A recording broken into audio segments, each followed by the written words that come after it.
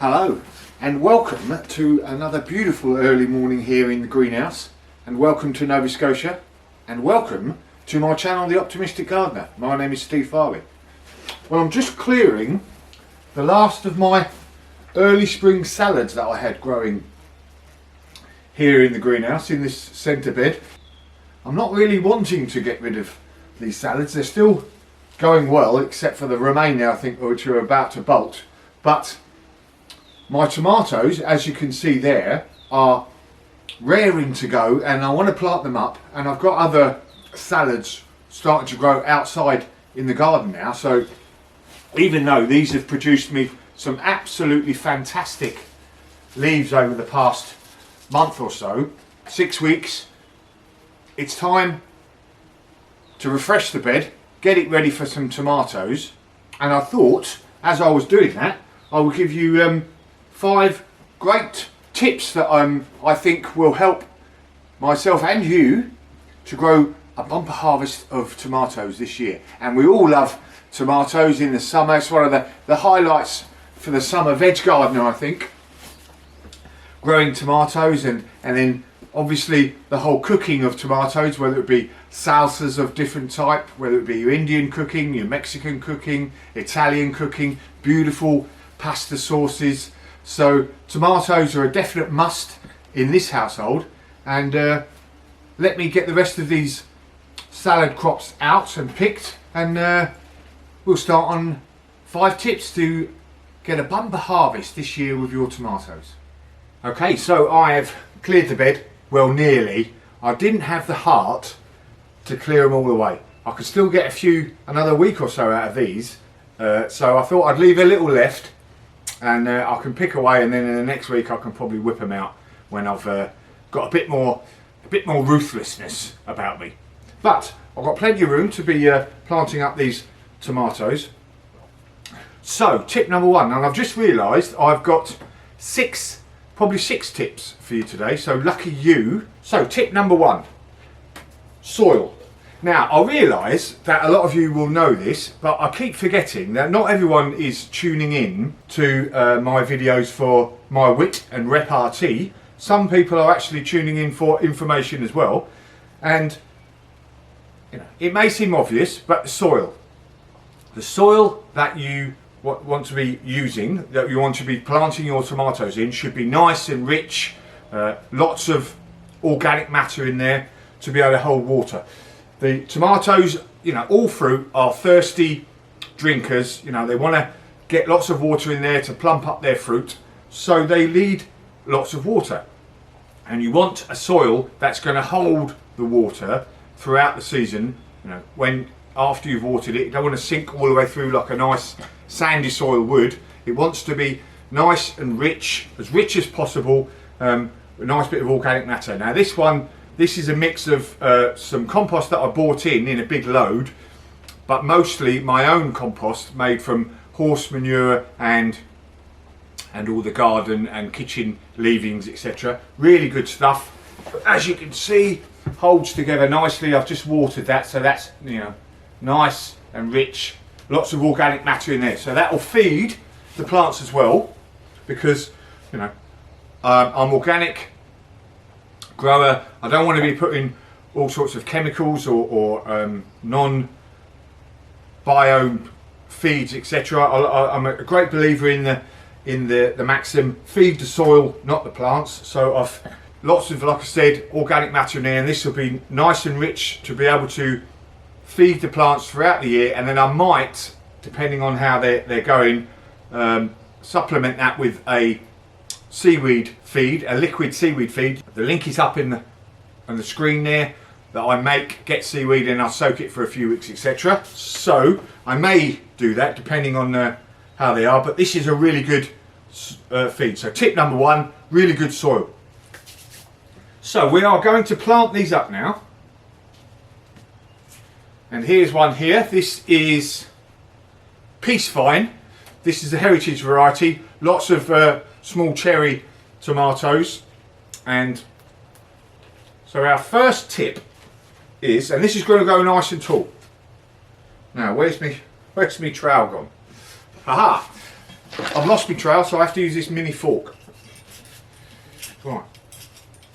Tip number 2, plant them nice and deep.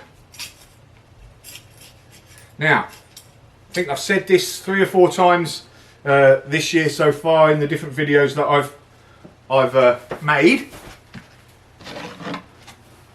The tomatoes, I've got these, you know, these hairy bits all the way up their sort of stem there, and from those hairy bits they can grow roots.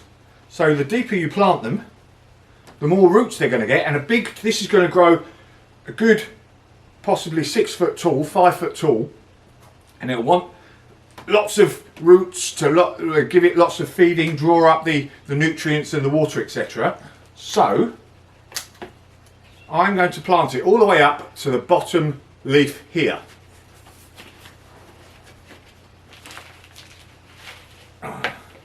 Nice little root system coming there already with a few weeds. Right, so let's get this down to that depth.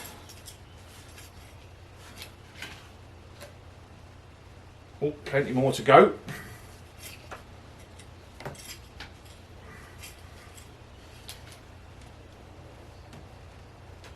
There we go, look. Now that can produce lots of extra roots now. Right, so that looks a remarkably shorter plant now, but that will soon shoot up now, and you can see the difference in how they're different varieties, but because these peace vine, I moved them into these bigger pots, they got nice and big already compared to these ones which are in these plastic pots here. So this will soon shoot up, and you can see it's already starting to flower, so I better keep that door open, let the bees get in. So there's that. Right, so that's on the planting. Now tip number 2, or is it 3 now? Make a little bowl around the stem of your plant, so that when you water it, and let's get some compost around that. I may even build this up a bit more.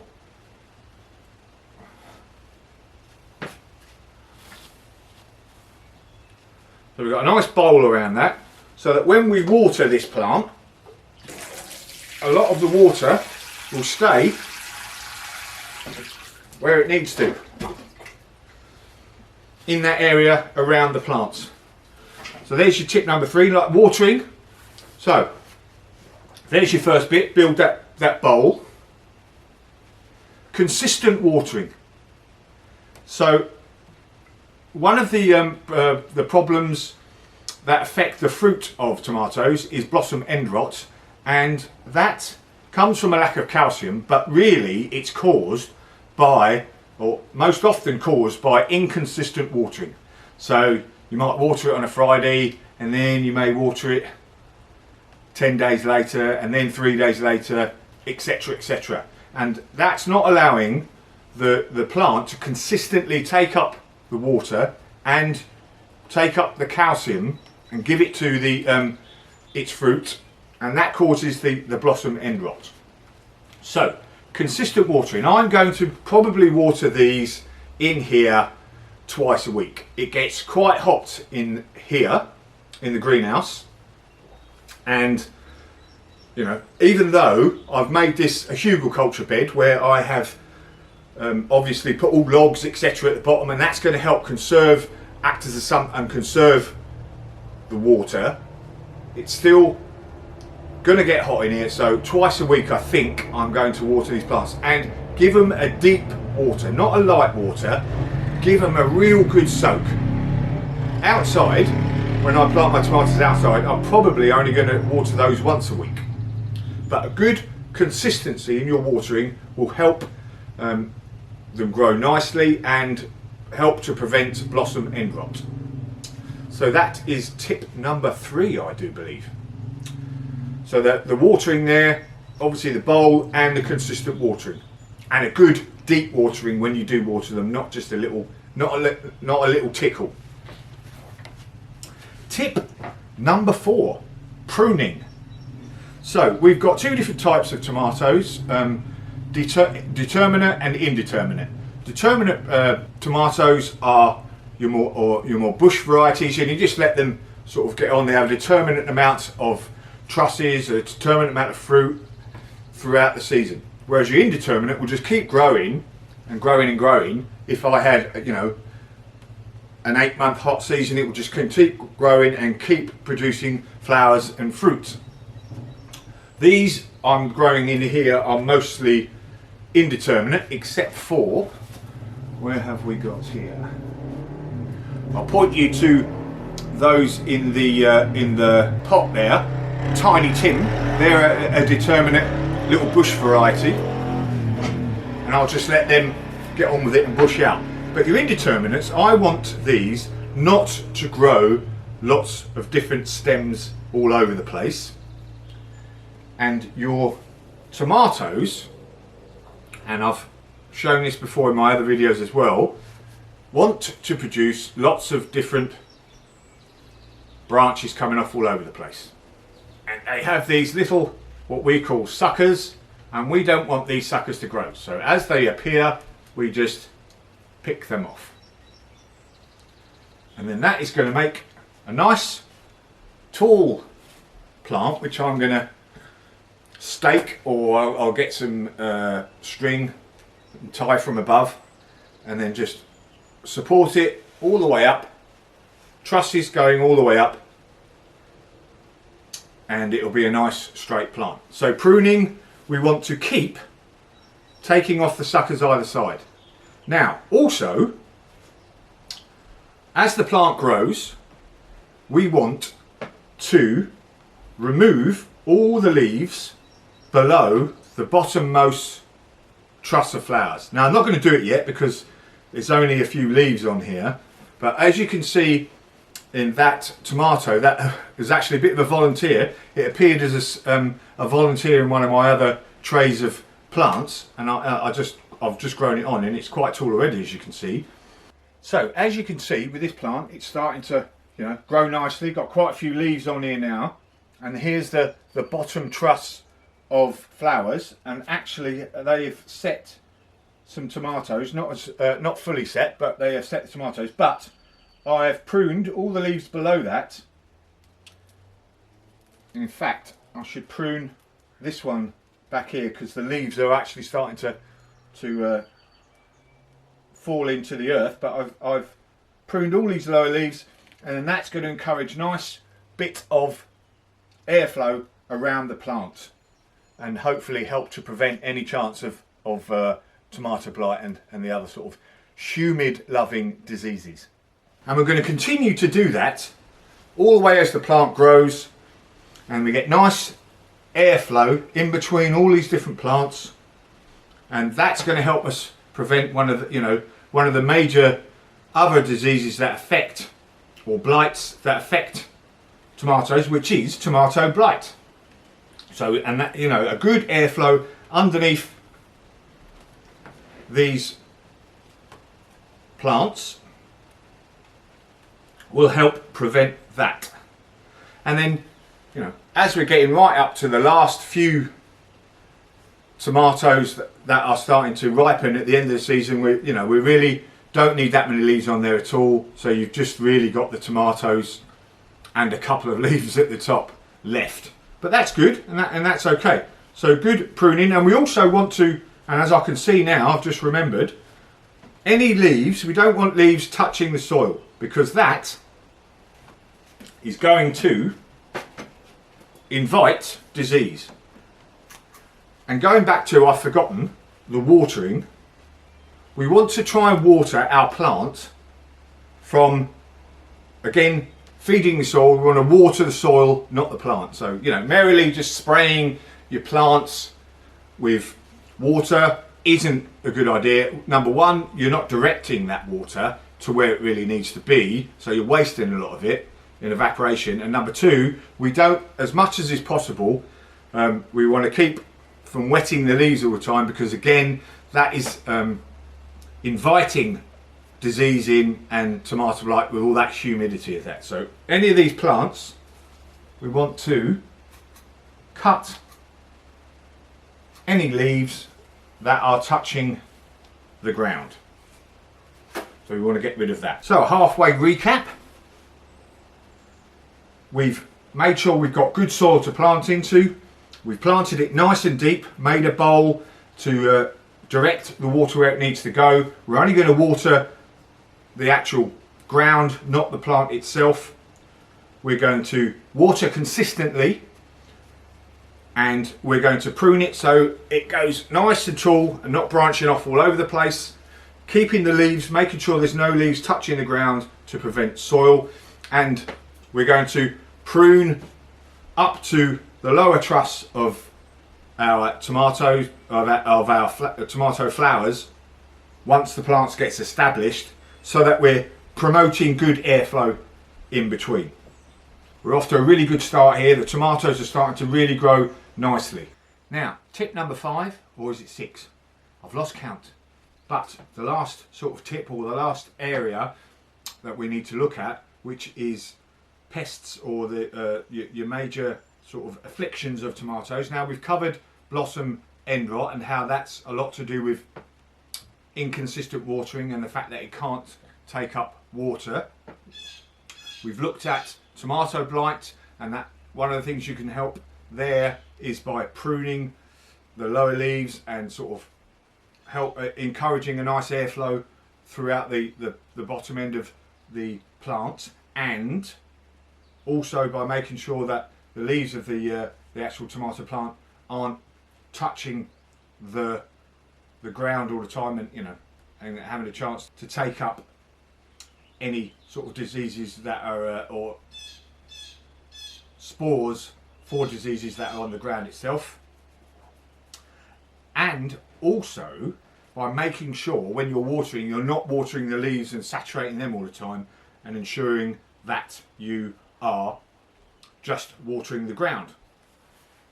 Now, another of the afflictions of tomatoes that is caused by inconsistent watering is cracked fruit. So at the end of the year, your tomatoes are just starting to ripen, and they're really sort of looking good, and you're veritable salivating in sort of anticipation of eating those fruit. And then you get a couple of days, if they're outside, you get a couple of days of lots of rain after a period of sort of drought, and you get all this rain come down, and then what is going to happen is the tomato plant is going to try and suck up as much water as it can and feed it into the fruit itself. The fruit starts to swell, taking up this water, but the skin of the fruit can't expand quick enough to take up to manage that increase in size of the actual tomato, and it starts to split. So it's not actually any sort of disease or anything like that. It's just basically a physiological happening of the tomato plant because of the rapid increase in water in the fruit and the skin not being able to sort of expand quick enough. Now, inside here, I should be able to manage that problem again by consistent watering and making sure that I good deep water every single time, the same amount, like I say, consistent in the sort of the amount as well as the time that I'm actually doing the watering, once a week, etc. That should help to prevent cracked fruit. So there we go, 5 or 6 tips to help you get a sort of bumper harvest this year. And if you follow those tips, you should by and large get a really good harvest. Oh, sorry, I've forgotten another one to do with the sort of pruning. When we're getting towards the end of the year, so tomatoes obviously are hot weather, warm weather loving plants. We get towards sort of September here in Nova Scotia, and towards the end of September I could have a frost. So I don't want to be encouraging the plant to get set any more fruit.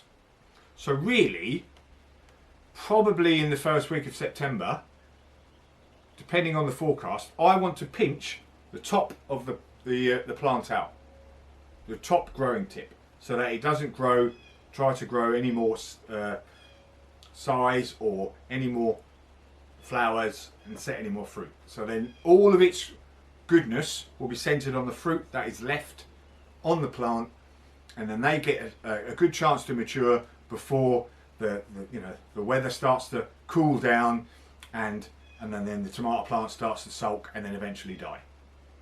So pinching that out towards the end of the season, when you think, if it's got a good month of growth left, I would pinch it out around then.